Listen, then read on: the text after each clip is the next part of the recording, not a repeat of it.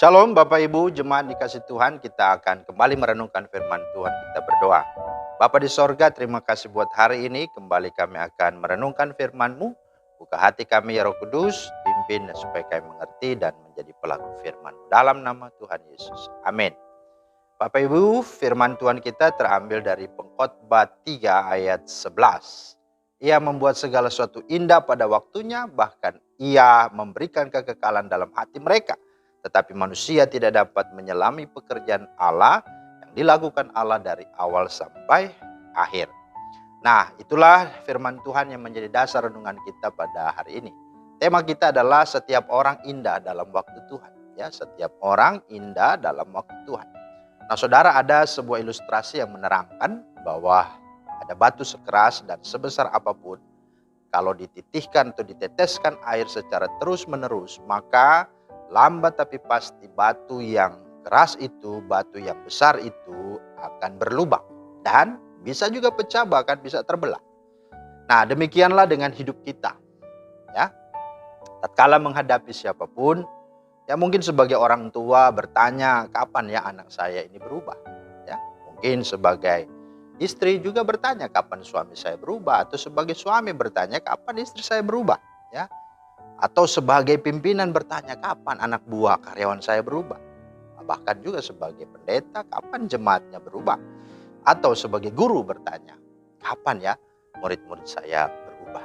Nah, ini semua pertanyaan-pertanyaan kegelisahan dan kegalauan yang menghadapi orang-orang yang berbeda dan yang berdebah, kata orang pada umumnya. Maka dari ilustrasi batu ini, kita dapat memetik 3 pelajaran berharga, yaitu 1.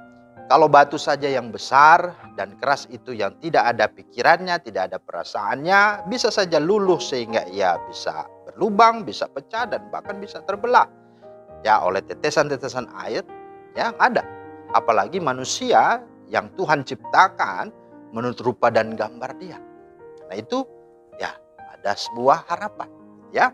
Yang kedua, bahwa sebagaimana batu itu ada waktunya, ada masanya, dia bisa terbelah, dia bisa pecah, maka begitu pula setiap orang yang diciptakan Tuhan. Untuk tujuannya pasti ada dalam waktu Tuhan. Karena kalau sudah waktu Tuhan, itu pasti indah. Ya, dan karena itu hanya Tuhanlah yang tahu membuat bagaimana segala sesuatu itu menjadi indah pada waktunya. Maka bagian kita dalam hal ini apa? Yaitu percayalah dan serahkanlah semuanya kepada Tuhan. Mazmur 37 ayat 5. Maka Dia akan bertindak. Itulah sesungguhnya bagian kita. Dan yang ketiga, sebagaimana batu itu akhirnya bisa pecah karena ada tetesan-tetesan air yang menitik perlahan-lahan tetapi terus-menerus, maka demikianlah dengan kita. Sebagai orang tua, suami, istri, pimpinan di kantor, majelis, pendeta, guru, dan sebagainya, apa maksudnya? Bersabarlah. Ya, sebagaimana air itu pelan-pelan ya dan terus-menerus, kemudian apa? Tetaplah bertekun menantikan waktunya Tuhan. Untuk apa?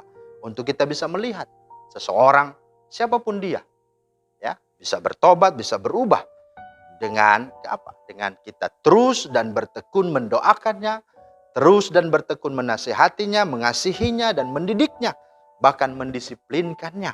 Karena semua yang kita lakukan tidak akan pernah sia-sia. Mazmur 126 5-6. Orang yang mencucurkan ya dan menabur dengan air mata, maka dia akan pulang dengan sorak-sorai.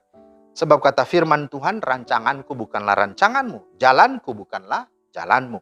Yesaya atau Yeremia 55 ayat 8-9. Bahkan kata Tuhan, orang-orang yang menanti-nantikan Tuhan tidak akan mendapat malu. Mazmur 25 ayat 3. Dan orang-orang yang menanti-nantikan Tuhan akan mendapatkan kekuatan baru. Yesaya 40 ayat 31. Karena itu, ya mari kita sadari tidak ada yang tidak mungkin untuk kita berjuang untuk siapapun dan apapun. Apalagi itu anak kita, orang-orang yang kita kasihi.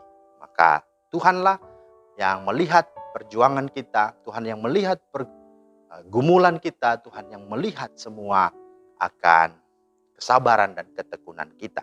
Ya, sebagaimana ya kisah Yeftah ya, yang tadinya ya dari kehidupan keluarga yang ditolak ya, tapi pada waktunya Tuhan pakai dia. Meskipun dia sempat ya menjadi penjahat begitu ya, kepala atau pemimpin dari perompak atau perampok gitu ya. Kemudian siapa lagi? Ya Thomas yang peragu, ada waktunya Tuhan untuk bisa meyakinkan dia juga sehingga dia akhirnya tertunduk dan bersujud dan berkata, ya Tuhanku dan Allahku. Siapa lagi? Paulus, aniaya jemaat, tetapi dia pun pada akhirnya bisa dipakai Tuhan dengan luar biasa. Bahkan tokoh yang juga terkenal ya setelah rasul-rasul, bapak gereja, itulah Agustinus.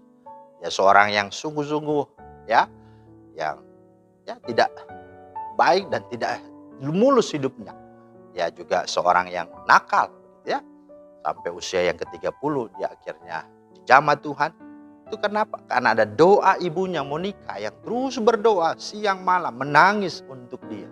Dan pada akhirnya Tuhan mendengar dan Tuhan mengabulkan. Sehingga dia menjadi orang yang sungguh dipakai Tuhan sebagai bapak gereja salah satu abad-abad permulaan itulah. Dia sungguh menjadi yang yang memberikan pemahaman yang benar terhadap dasar-dasar iman Kristen. Maka saudara, ingatlah itu, jangan pernah menyerah untuk apapun. Dan jangan pernah sekali-kali menghakimi, apalagi mengutuki siapapun. Orang-orang yang kita sudah lakukan, sudah perjuangkan, jangan menyerah. Ada waktunya Tuhan untuk membawa mereka sampai kepada masa, sampai pada kesudahan di mana semuanya Tuhan buat indah. Karena itu setiap orang itu unik dan istimewa dalam rancangan Tuhan. Dan setiap orang pasti indah dalam waktunya Tuhan. Kiranya Tuhan meteraikan firman-Nya dan memberkati kita semua. Amin. Mari kita berdoa. Terima kasih Tuhan untuk firman-Mu. Teraikanlah di hati kami, mampukan kami sebagai orang-orang yang Tuhan percayakan untuk boleh mendidik, mengajar, mengasihi siapapun, sebagai orang tua, sebagai pelayan, sebagai guru, apa saja peran kami. Supaya kami tidak jemu-jemu, kami tidak menyerah, kami tidak putus asa. Kami terus berdoa, kami terus berbuat yang terbaik. Karena kami percaya semuanya indah pada waktunya Tuhan. Pujilah nama-Mu, dalam nama Tuhan Yesus kami berdoa. Amin. Demikianlah firman Tuhan hari ini. Kiranya menjadi berkat bagi kita semua. Selamat beraktivitas. Tuhan Yesus memberkati. Shalom.